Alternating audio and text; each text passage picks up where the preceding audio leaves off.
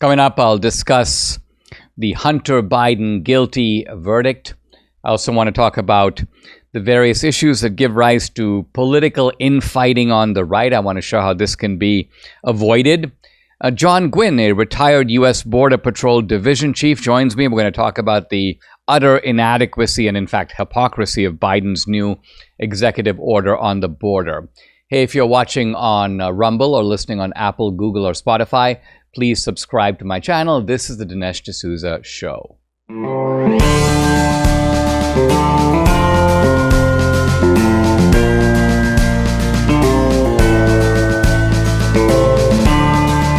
America needs this voice. The times are crazy. In a time of confusion, division, and lies, we need a brave voice of reason, understanding, and truth. This is the Dinesh D'Souza Podcast. We just got a verdict in the Hunter Biden trial. This is Hunter Biden on trial for lying about his possession of a firearm. By the way, a relatively minor charge. Why? Because here's Hunter Biden involved in massive corruption schemes involving multiple members of his family, including and probably headed by Joe Biden. All of that is pushed to the side. So there are some people who think, and there's good reason to think, that this is a sort of a slap on the wrist type of prosecution, given how corrupt Hunter Biden is and given how corrupt this whole family is. It's almost a way of saying, we'll go after Hunter so we can leave Joe out of it. But nevertheless, it is a charge, and it is a charge that is legally serious. It's a felony. It carries potentially a severe prison sentence. And Debbie and I were talking about how this is likely to go. We had seen very troubling reports about the fact that jurors seem to be very sympathetic to Hunter Biden. They were very much coming out of the sort of Delaware country in which, of course, Joe Biden has reigned as a kind of kingpin for decades. So this morning, Debbie was like, well, I'm expecting an acquittal or a hung jury. I'm not expecting a conviction. However, the case against Hunter Biden was always absolutely cut and dry. Was he in possession of a weapon? Yes, beyond a shadow of a doubt. In fact, I believe it was Hallie Biden who had testified throwing the gun into some sort of a dumpster. So there was a gun. It was in their possession. They were trying to, quote, get rid of it. And so there was a gun. And then you have the form, and Hunter Biden is clearly asked about the gun, and he clearly lies on the form. So this is not a case with a lot of ambiguity. This is not a case where you gotta really think through, did he really do it? Yes, he did it. And it looks like the jury recognized that that there's no other way to go here. I mean, I guess you could go with jury nullification, namely, we like Hunter Biden. We don't want to do anything to hurt the Biden family. We don't care what the law says. Juries can do that, but in general, they don't. And here they haven't. Now, it still remains to be seen what's going to happen. I suspect that Hunter Biden's penalty is not going to be all that severe. And if it does happen to be severe, the question is, will Joe Biden pardon him? Now, if Joe Biden pardons Hunter Biden, I think that the political fallout will be bad for him. This because it'll be obvious. This is a guy who's like, no one's above the law. We have to hold Trump accountable to the full extent of the law. Oh, my son is found guilty. Pardon.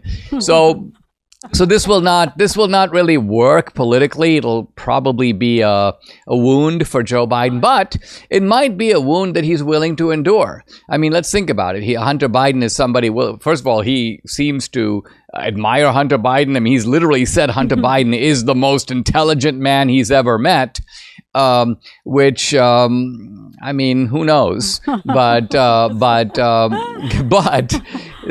Joe is not going to want to have Hunter Biden behind bars. I think that's fair to say. So he's going to carefully weigh what the political fallout might be. All right.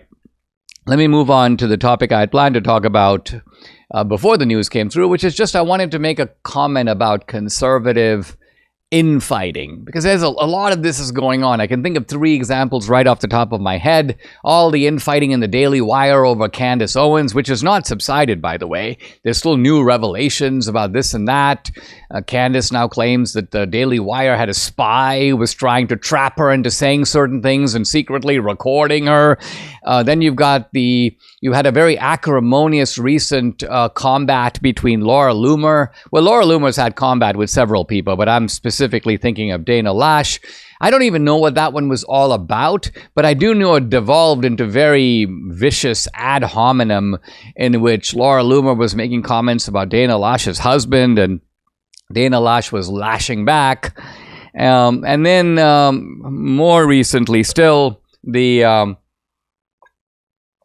very acerbic exchanges between, on the one hand, some of the FBI whistleblowers, including Kyle Seraphin, Garrett O'Boyle, Steve Friend, but also a lawyer involved in the J6 proceedings. He goes by the nickname of Ship. He shipwrecked crew on X. That's his handle. And all of them on the one hand and Julie Kelly on the other. Now, in general, what I want to say is that there are legitimate disagreements that crop up on the right. So, for example, the argument on the Julie Kelly front has to do with whether or not the lethal force instruction in the FBI's papers, was it a standard instruction, no big deal, routinely used by the FBI, or was there something anomalous about it? Now, with regard to the Mar-a-Lago raid. Now, obviously, both sides have a point. The point being made by the FBI guys is that, hey, listen, this is something that appears pretty much with any raid. It's just part of the paperwork. It's pre-printed.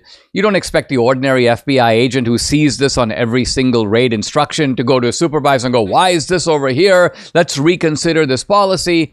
But on the other hand, Julie Kelly's point is that this was not an ordinary circumstance. Nobody's saying that the ordinary FBI agent needs to do anything, but this is a raid approved by Merrick Garland, by the DOJ at the highest level. Wouldn't they have said, hey, listen, we normally have a lethal force instruction, but this is the former president. We need to remove that because we're not dealing with a normal circumstance at all. We have the Secret Service over there, the potential for escalation. So my point is not even that they can't be disagreements, because obviously, even in a party that wants unity going into the election, people do disagree. The issue really isn't whether you disagree, it's the tone of the disagreement. So the tone of the disagreement very often, and I see this even in the attacks on Julie Kelly, Julie doesn't know what she's talking about. She used to be a food blogger. She should stay in her own lane. None of this is really even necessary. Julie Kelly has been doing extremely good work. She's in the courtroom again and again. She reads all the briefs. She reports on them. She's given us a fuller picture of the January 6th cases than really anyone else. And this is not a well-reported topic. So one should keep the appreciation of that in sight. And even if you have a disagreement about this particular instruction on an FBI document, there's no reason to go after Julie Kelly. I think that's what I'm getting at. Let's save our fire for the other side. Let's disagree with our own side if we have to, but do it in a collegial and respectful way. Let's recognize, after all, not only that we're all on the same team, that's obvious, but it's also the case that we're dealing with a formidable opposition at a time when the country itself hangs in the balance. Before I tell you about a very special offer, I want to first explain why this product is absolutely worth it without the discount. I don't take any particular supplement just because I get a discount. Anything as important as nutrition, I'll research it first. So if you go to this, it's Balance of Nature. Go to balanceofnature.com, scroll down their homepage to see all that goes into each bottle of Balance of Nature's fruits and veggies. You'll see, like I did, it's well worth it. But not just the ingredients. The real stories from real customers, and they have hundreds of thousands of customers. Each customer's success story is just another example of how people are finding and taking Balance of Nature's fruits and veggies. Now, take their risk-free money-back challenge today. Use my special promo code to get 35% off your first order, plus a free fiber and spice supplement and free shipping.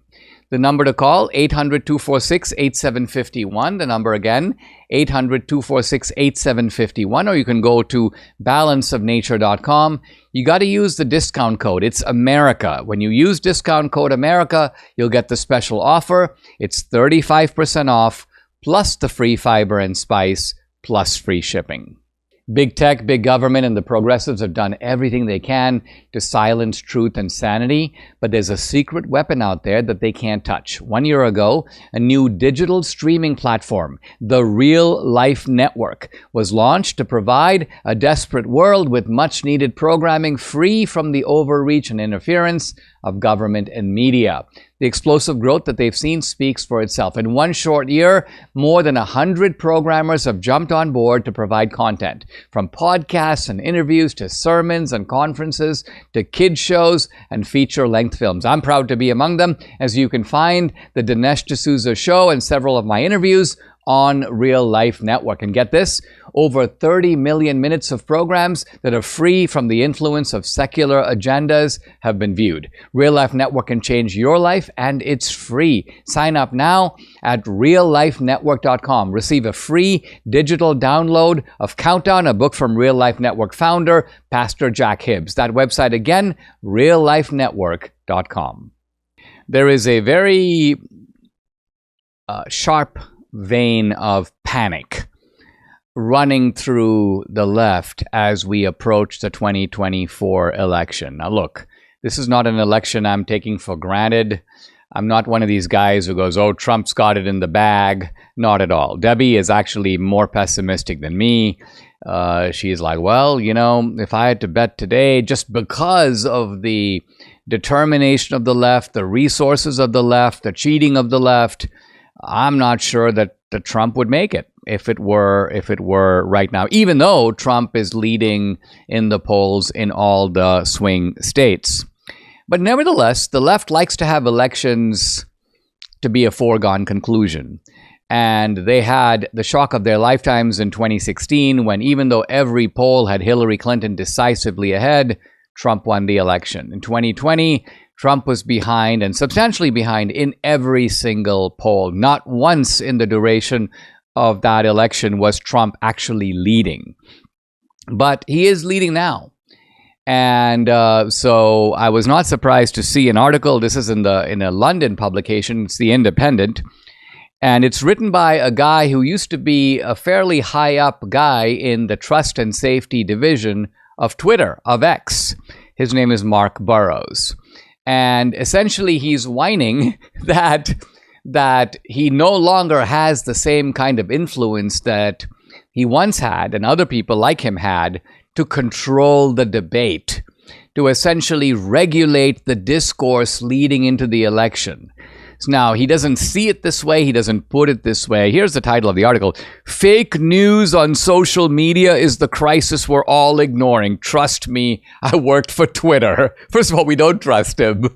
What he really means, decoded. You have to translate all these articles these days. What he really means is that in 2020, we at Twitter had a chance to regulate the debate, suppress information we don't like, and help Biden win the election, or help Biden get across the finishing point. Whether or not Biden won the election is a whole different issue. And however, he can't say that. He can't say we want to regulate political discourse to our own benefit. And so he's got to frame it as, quote, separating the truth from the lies. So the pompous opening line of this, separating the truth from the lies on social media will be a defining challenge of our time. My first question is, why are you the person to do it? In other words, granted that there are people in any forum, whether it's the New York Times or CBS News or social media, there are people who say false things. They say things that are not true. But who appointed this guy to be the guardian of discourse? Why don't I do it? Appoint me. I'll separate the wheat from the chaff, the truth from the lies. And so there is an assumption here that there is a sharp line, a clear line distinguishing truth from fiction, and that by and large, a committee of leftists of the ilk of this guy, Mark Burroughs, are the trustworthy authorities to do this in a politically fair and neutral way. This is where I think the whole thing becomes a complete joke. And yet, Burroughs doesn't think it's a joke, and he continues with the same solemnities. Back when I worked at Twitter in the days before Elon Musk, we took the threat of misinformation incredibly seriously. Oh, really? So let's test that thesis. They took the threat of misinformation seriously. So I want to cite a piece of misinformation being put out by the head of the CDC, Rochelle Walensky. Namely, her statement that if you take the vaccine, you cannot get COVID and you cannot transmit COVID. My simple question is, was her statement censored on X? Because it clearly represents flagrant misinformation.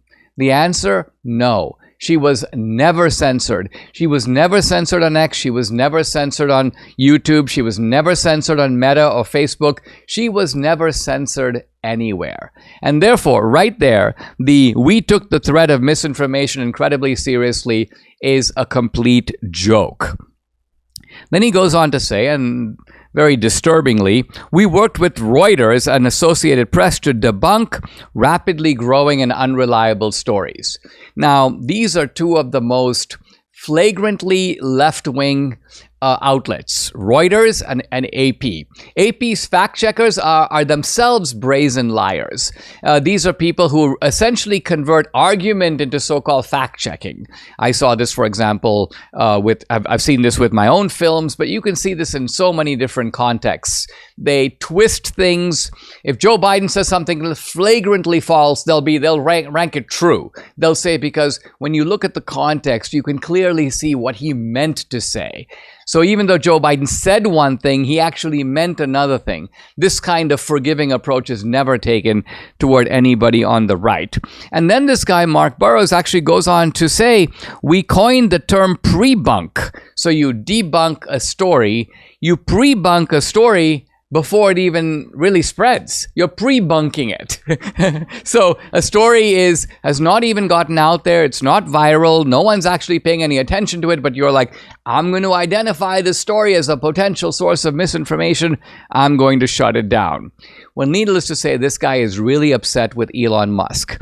First of all, he says, my team was the first to be cut when Musk took over Twitter. Great. He also says, quote, he undid years of work. Since we know what this guy means by work, the undoing of years of work is excellent. Wiping out or reducing those areas of the company that dealt with misinformation, disbanding the trust and safety team. So you can see this is all great stuff by Elon Musk. And then this guy Burroughs goes on to say that X is the social media platform with the highest disinformation rate. In other words, it's much more of a free speech platform. People can say whatever they think. Let's remember that these guys they frequently label as misinformation nothing more than opinion that they don't like. So that's what he means. It's full of misinformation, meaning the right and Republicans and conservatives are also allowed to speak. And then he goes on to say that X is perhaps the most influential of all the platforms. That's why he's so disturbed. And I think he's particularly disturbed, and he concludes the article by basically saying that, listen, as we go into the 2024 election, quote, the potential for turbocharging fake news is terrifying. So the left is terrified. They're not terrified of misinformation per se. They put out plenty of misinformation from their side. All of that is normally allowed. They're terrified of information coming out from the other side. They're just as terrified of true information from the right as they are of false information. So I'm actually glad to see the alarm, the quivers, the panic, because it suggests to me that these guys are recognizing that even one free speech platform out of 5, out of 6, nevertheless, it does have an effect. Elon Musk is having an effect. And this effect, we'll have to wait for the results of the 2024 election to see if this factor, this free speech factor, proves to be decisive. But I think that there's a good possibility that it will be. You might have heard Mike Lindell and MyPillow no longer have the support of their box stores or shopping channels the way they used to. They've been part of this cancel culture, and so they want to pass the savings directly on to you by having a $25 extravaganza. Now, when Mike started MyPillow, it was just a one-product company, just the pillow. But with the help of his dedicated employees, they now have hundreds of products, some of which you may not even know about. So to get the word out, I want to invite my viewers and listeners to check out the $25 extravaganza. 2-pack multi-use MyPillows, $25. MyPillow sandals, $25. 6-pack towel sets, $25. Brand new 4-pack dish towels, you guessed it, $25. And for the first time ever, the premium MyPillows with the all-new Giza fabric, just $25. By the way, orders over $75 get free shipping as well. The amazing offer won't last long, so act now. Call 800-876-0227, the number again, 800-876-0227, or go to mypillow.com. Don't forget to use the promo code. It's DINESH, Dinesh. Guys, with the election approaching, I'd like to invite you to check out my Locals channel and consider becoming a monthly or an annual subscriber. It's a great way to support my work. I post a lot of exclusive content on Locals, including content that's censored on other social media platforms. On Locals, you get Dinesh Unchained, Dinesh Uncensored. You also get a look at a personal side of our family. We post kind of trips and photos and things like that. You can also interact with me directly. I do a live weekly Q&A every Tuesday, 8 p.m. Eastern. Actually, tonight, no topic is off limits. I've also uploaded some very cool films to Locals. It's Dinesh's movie page. 2000 Mules is up there, as well as the latest film Police State and a new film I'm working on for this fall. And if you are an annual subscriber, you can stream and watch this movie content for free. It's included with your subscription. So check out the channel. It's dinesh.locals.com. I'd love to have you along for this great ride. Again, it's dinesh.locals.com. Guys, I'd like to welcome to the podcast John Guinn. He's the retired division chief of the New Orleans sector of the Border Patrol. This is a man who spent 23 years of service with the Border Patrol. He's worked with Border Patrol agents and staff in Mississippi and Louisiana. Also, of course, in New Orleans. He also worked with the Border Patrol infrastructure in Washington, D.C. He's been an instructor at the Border Patrol Academy, and he's also done patrolling along the Rio Grande River near Brownsville, or in the Brownsville area of Texas.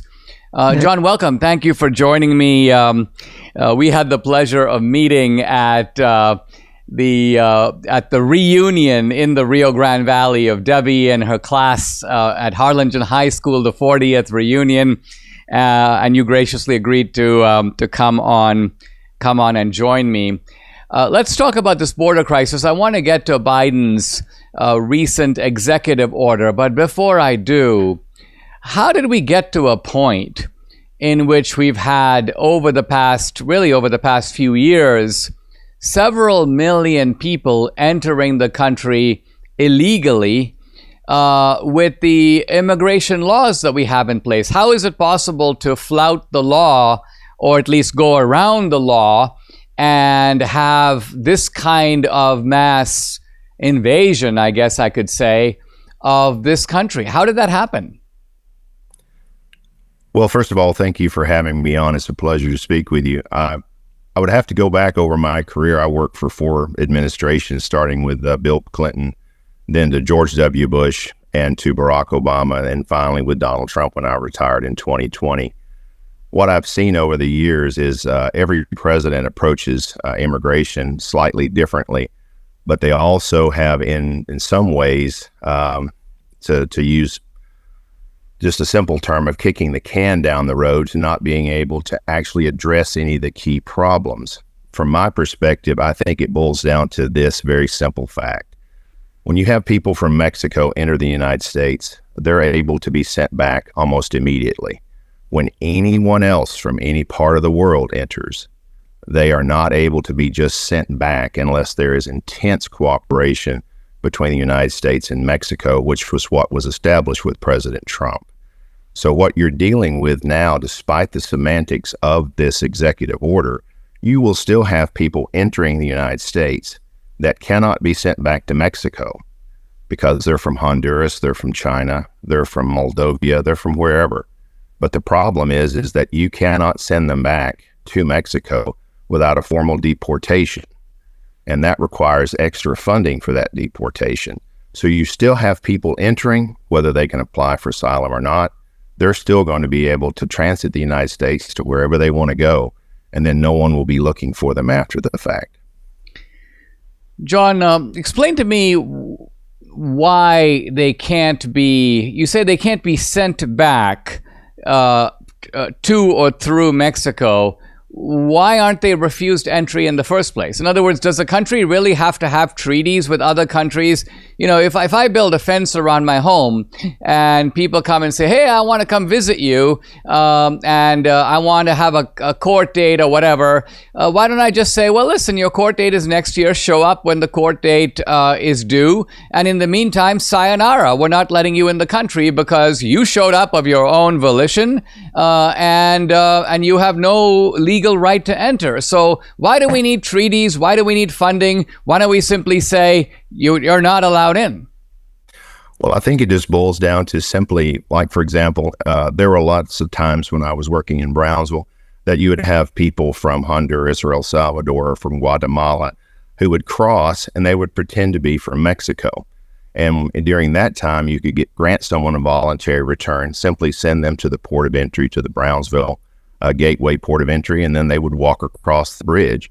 But then Mexican customs would greet them, and they would quickly determine that they were not Mexican citizens, and they would send them right back to immigration at the port. So the problem is that Mexico will not take back nationals from another country. They'll allow them to transit their country from wherever, but they will not take them back without causing a lot of problems for both logistically for the Border Patrol and for them. I think if the administration, as President Trump had done in the past, used leverage on Mexico to make them take them back, that would be very simple to do, just as you have illustrated. You want to have an asylum hearing? Absolutely. We'll get you a court date wherever that would be most convenient for you. Then you return to Mexico, you wait there, and then when your court date comes around, you can enter at the port of entry, and it'll be held on that date. Right. I mean, isn't the point, John, that Mexico is the country that seemingly is allowing these people to travel through Mexico to get to the U.S. border, right? So that's where the Mexican culpability comes in.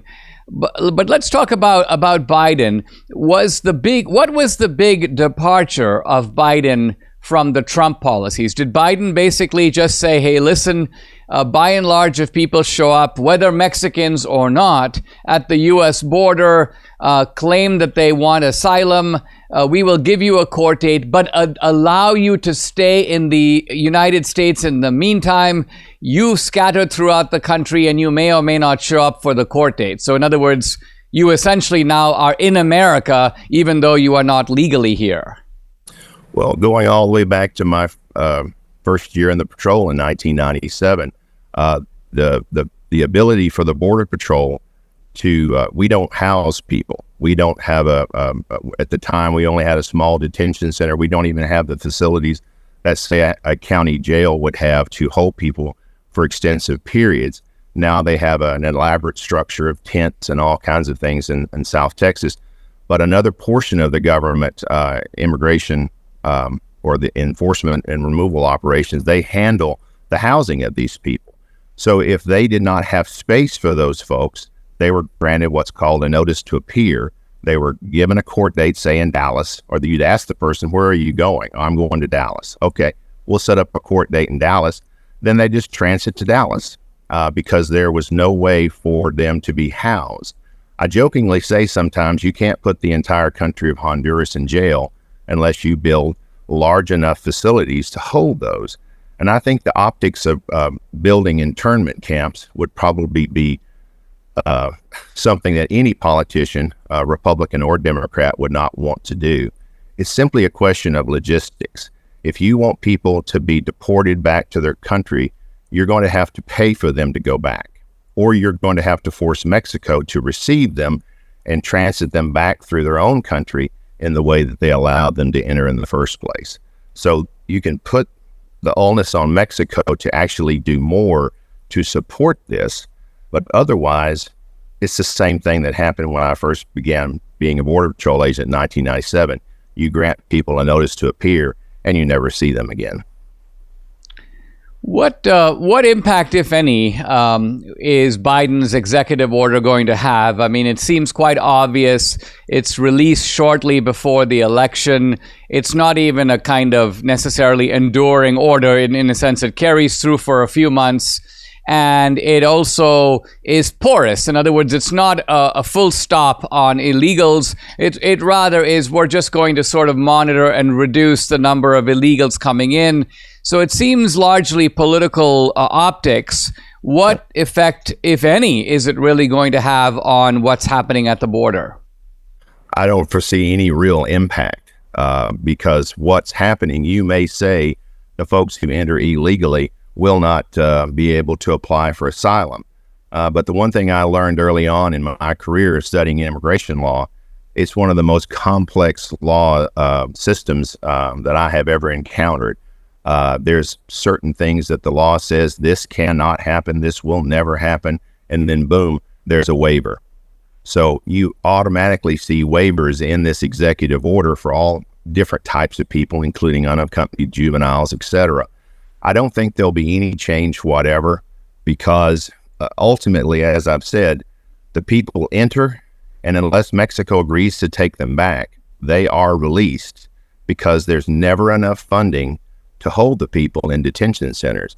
So I think this is not only too little too late, but it's really, there's no there's no real teeth to this, despite the fact that a lot of people on the left are howling at this as a departure from what Biden had said originally. But I don't think there's much change that's going to be occurring, and it's just an attempt to look as if they're trying to actually address the border crisis.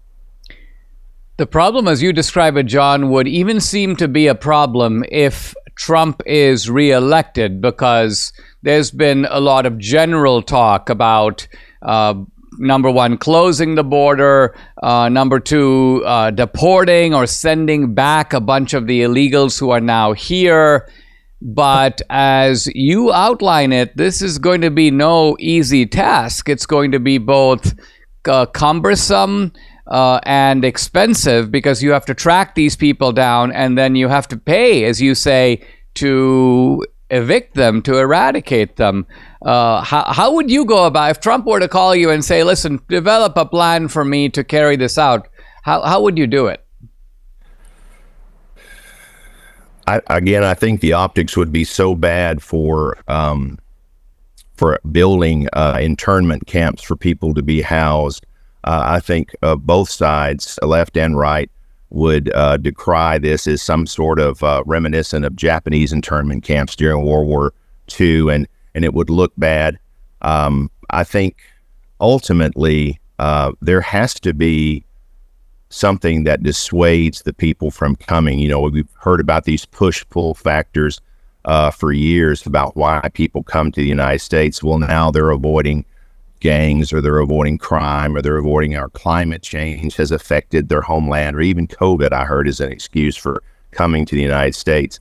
But the problem is that once they come here and they're allowed to work and they're allowed to integrate into the society, whether they're here legally or illegally, there's no real disincentive for them to not come.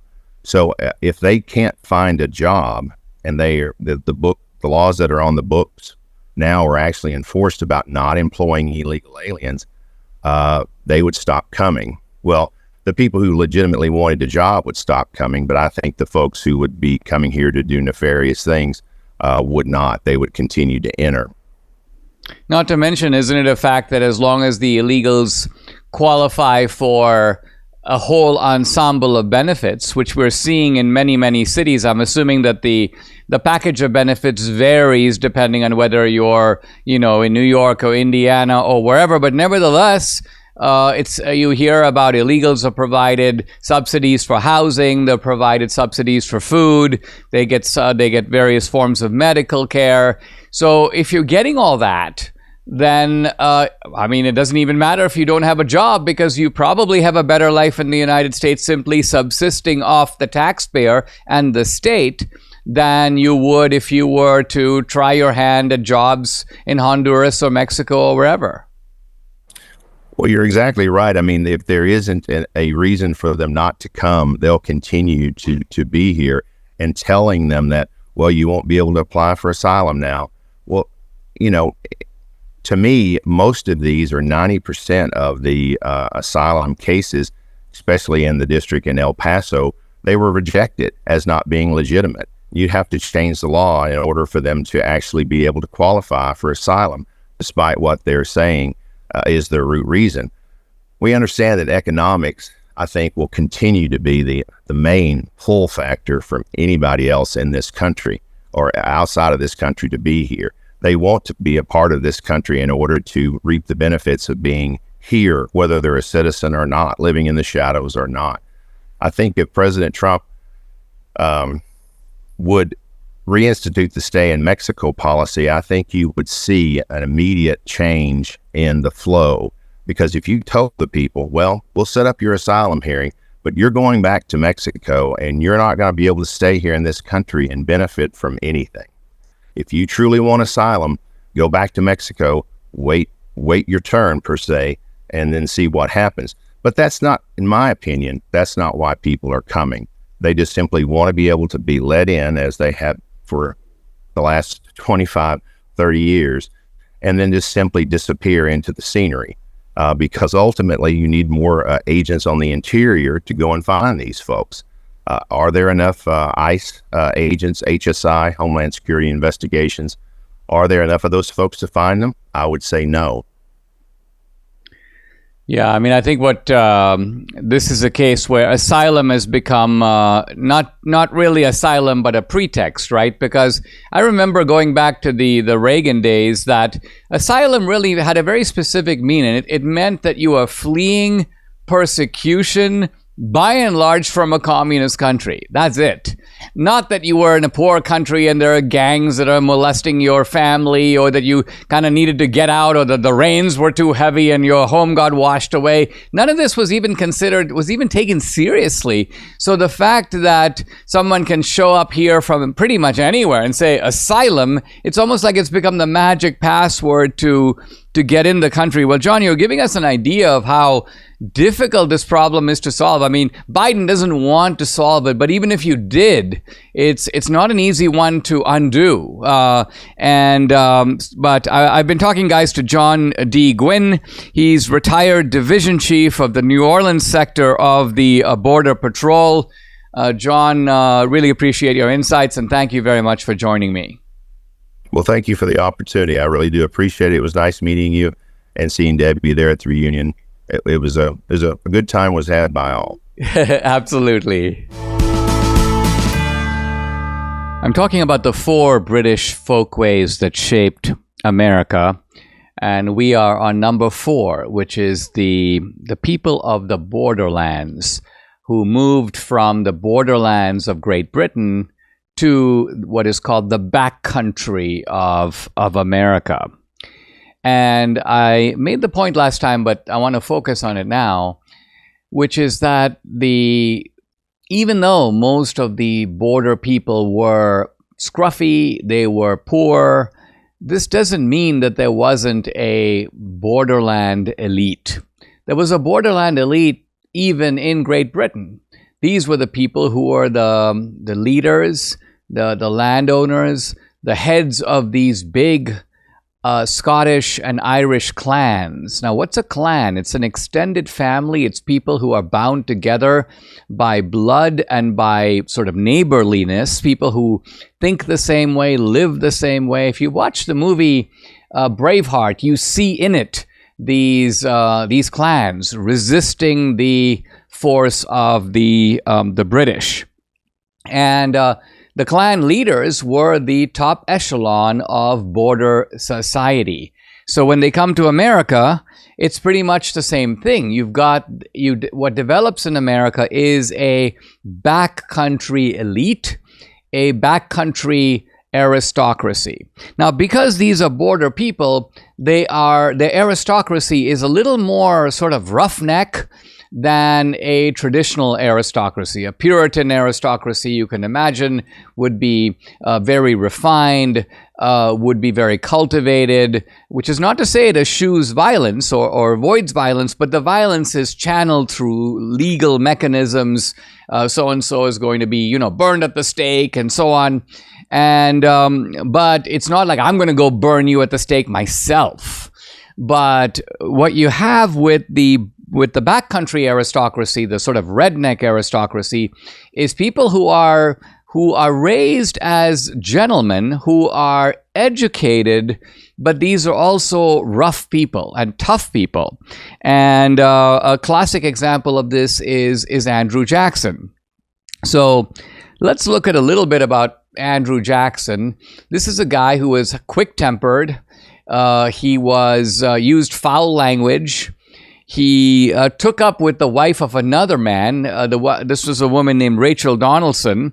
She too, by the way, was from a fairly sort of aristocratic, if you will, redneck family, and he made her his wife basically through mutual agreement. And this, of course, raised the possibility of all kinds of conflict. In fact, the conflict and scandal with her ex-husband went on for years. But this was the way Andrew Jackson was. When Andrew Jackson got into a political conflict with John Calhoun, this was over South Carolina threatening to secede from the Union, and Andrew Jackson was president. He basically threatened to hang Calhoun himself by the neck. So this is redneck behavior for sure. And Andrew Jackson was, in that sense, the quintessential redneck. Now, this is not to say that Andrew Jackson wasn't, quote, Southern in some ways. He was a slave owner and he had plantations. But again, if you compare Andrew Jackson to a lot of other Southern planters, he was more rough, more vicious. One time when one of his slaves ran away, he basically offered a reward, and he goes, and I'll throw in some extra money if you catch the guy and give him some lashes. This is, by the way, a scene depicted in Hillary's America. Now, there were a number of other presidents, American presidents of the 19th century, who also come from this kind of borderland or redneck stock. James Polk, who was a Democrat, in fact, a Democrat who was president when Texas, when there was the Mexican War with America. Zachary Taylor, and even Calhoun himself had some borderland or redneck roots. Now, another classic borderland or redneck hero would be Sam Houston. His ancestor, John Houston, arrived in America, and he was one of the leaders of the group that came. So again, he was probably an influential figure back in the home country, and so he signed himself John Houston Gent, meaning gentleman. And so Sam Houston was raised in a courtly manner, well educated, but at the same time, a fighter. A man who would ultimately lead a Texas group of fighters against Santana and the Mexicans, and help achieve the liberation of Texas. Later, of course, Sam Houston becomes the governor, and even later he was imprisoned during the Civil War because Texas voted for secession, and Sam Houston was opposed. When I think about all this, I try to place a guy like Trump, because I think part of the appeal of Trump is that Trump, although a billionaire, and again, we shouldn't say although a billionaire, because there were many people from the borderlands who were very well off. It's not as if they didn't have their rich guys and their millionaires. Obviously, in the 19th century, you wouldn't have billionaires, but you would have millionaires with a lot of purchasing power, comparable perhaps to a billionaire of today. Trump has the redneck style. his ancestors are Scot-Irish, so he does have some of those roots. And I was telling Debbie this morning, over breakfast actually, that I cannot think, while I can think of Democratic presidents, and I've just named two, Andrew Jackson and Polk, who were borderland redneck types, I don't think I can name a Republican president who fits that description. And Trump may well be, in that sense, the first, the only one. Reagan had Scot-Irish roots as well, by the way, but Reagan grew up in Illinois, in Dixon, Illinois.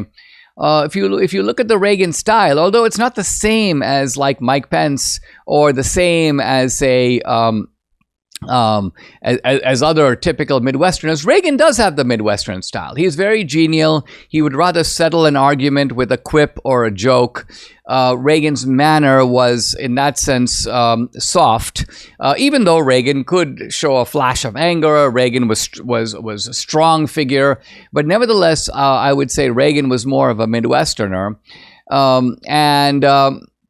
What about George W. Bush? Well, George W. Bush kind of feigned or put on the redneck style. He'd say things like, in Texas, when the Texas swagger, we call it walking. And so he liked to come across as a redneck, but he was a fake redneck. The Bushes, of course, were from Connecticut. So they were actually New Englanders who had moved to Texas. And then when we think of other figures too, they clearly they don't fit this redneck mold in the way that Trump does. Certainly in language, Trump is a lot more coarse than a typical politician. In fact, Debbie knows this. I was speaking with Trump on the phone, and he will throw in some words and so on, and you're like, wow. But there's a kind of brutal candor to the way that Trump is, which would differentiate him from, say, McCain or Bob Dole, certainly Mitt Romney, who is very much of a, in some ways a New England Puritan, at least in his style. I'm not saying he's obviously a Mormon, but the point I'm trying to get at, as a governor of Massachusetts, the Romneys, although they originally came from Michigan, very much a hybrid of the Midwestern style and the New England style. But it could be, this is the point I'm trying to make, that Trump's style is the key to understanding why he, more than any other Republican, connects with working class America. Because working class America, although it comes from all different sectors of society, by and large is closest to the borderland or redneck style than it would be, for example, to the New England Puritan style or the Royalist Cavalier style of Virginia, or even the Quaker style that we've seen shaping the culture of the Midwest. So all of this is a way of saying that Trump sort of has a certain, maybe secret sauce is the right way to put it. And it's not obvious that other Republicans after Trump, unless they become more Trumpian, will have the same enduring connection with working people that we see in Donald Trump. Subscribe to the Dinesh D'Souza podcast on Apple, Google, and Spotify, or watch on Rumble, YouTube, and SalemNow.com.